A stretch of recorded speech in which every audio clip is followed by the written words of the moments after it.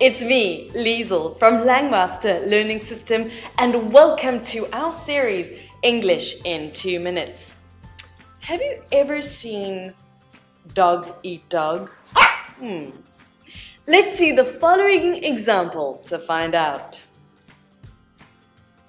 In the dog-eat-dog world out there, it pays to know who one's real friends are.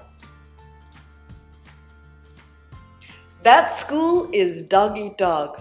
The students cheat and even destroy each other's work to get better grades. Dog-eat-dog is used to describe a situation in which people will do anything to be successful, even if what they do harms other people. Ruthless acquisition or competition, as in with shrinking markets, is dog-eat-dog for every company in the field.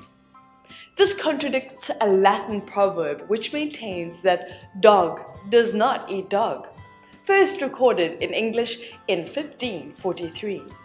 Nevertheless, by 1732, it was put as dogs are hard drove when they eat dogs. Let's look at some more examples. The only rule of the marketplace was dog-eat-dog. It's a dog-eat-dog industry. Your company fired you 2 days after you had a heart attack? Well, it's certainly a dog-eat-dog world.